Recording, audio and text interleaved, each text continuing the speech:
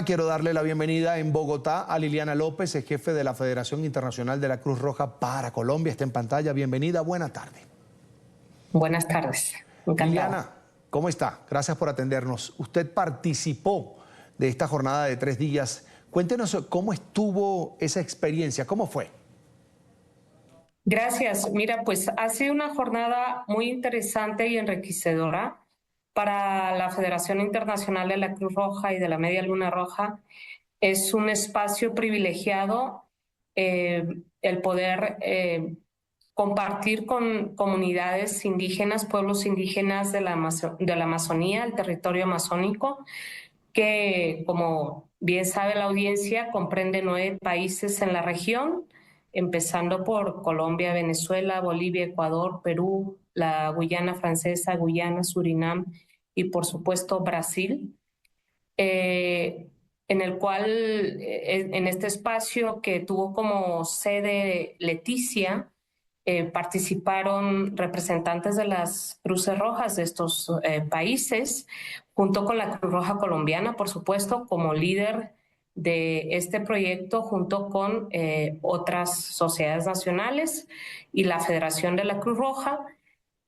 Uno de los principales resultados es la confirmación de la Alianza por la Amazonía, que convoca no solamente a la familia de la Cruz Roja, pero también actores clave que están trabajando en este territorio, entendido como un territorio único, sin fronteras, unido por este cuerpo de agua que es el río Amazonas, pero con toda la biodiversidad que le acompaña a nivel regional y que, como sabemos, pues constituye el principal pulmón del mundo, con lo cual esto ya le da un espectro y un alcance no solamente regional, sino internacional, y cuyo interés es generar alianzas estratégicas, como fue el caso de contar con organizaciones tan clave para este territorio como WWF, como The Nature Conservancy, conocido como TNC,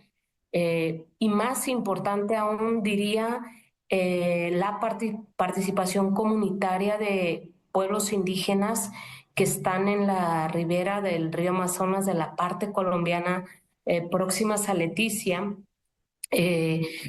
que también fueron acompañadas por autoridades locales de sus propias organizaciones de base comunitaria, pero también autoridades locales de gobernación, de la unidad de riesgos local, también del Cuerpo Amazonía, que es la autoridad ambiental en Leticia, y por supuesto la autoridad local de esta comunidad indígena de Mocawa, a la cual pudimos asistir y ver cómo se desarrollan.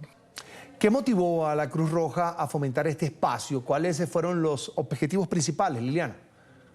Fue conocer más cuáles son los sistemas de conocimiento que ellos tienen, cómo podemos integrarlo y conocer con mayor detalle cómo las herramientas que se están aplicando pueden apoyar a fortalecer la resiliencia con la que ellos ya cuentan, porque son comunidades que han desarrollado sus propias herramientas con sus propios sistemas de conocimiento que ponen en práctica.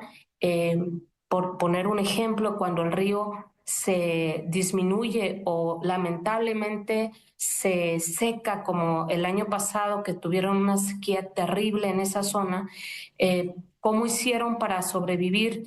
¿Cómo manejan un ciclo ecológico que tenemos que aprender y que tenemos que armonizar mejor con los sistemas que también tenemos puestos en práctica para fortalecer las capacidades tanto de esas poblaciones y de la población en su conjunto en la cuenca amazónica? Sabemos que la Amazonía vive problemáticas muy complejas, tala ilegal de árboles, minería ilegal, entre otros. En ese diálogo con las comunidades indígenas que hacen vida allí, además en ese lugar, ¿qué pudieron identificar? Claro, mira, esto fue un primer diálogo en torno a 6 grandes temas, por llamarlos así.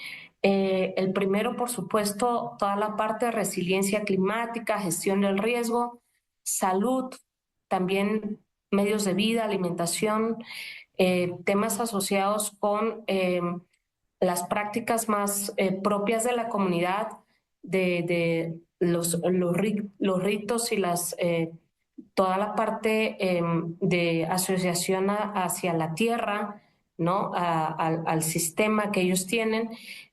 Hubo también una parte relacionada con la movilidad de estas poblaciones, eh, el arraigo y el desarraigo que hay en estas comunidades, y una parte de gobernanza de cómo funcionan a nivel de sus autoridades. Entonces, en torno a estos 6 temas se hizo un diálogo en el que participaron representantes de las diferentes comunidades amazónicas en la zona de Leticia.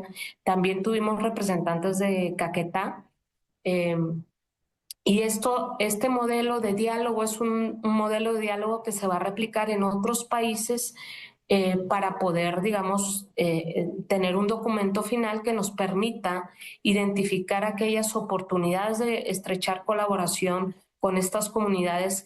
Y es un cambio de paradigma.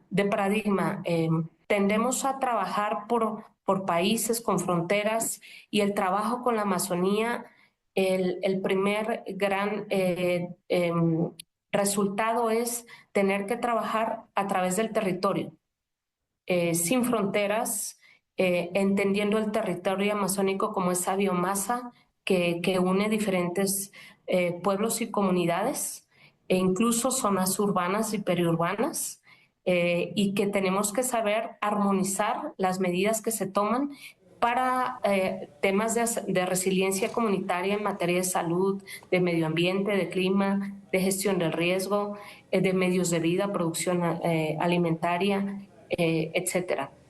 ¿Podría usted, Liliana, compartir con nosotros los resultados parciales de este encuentro?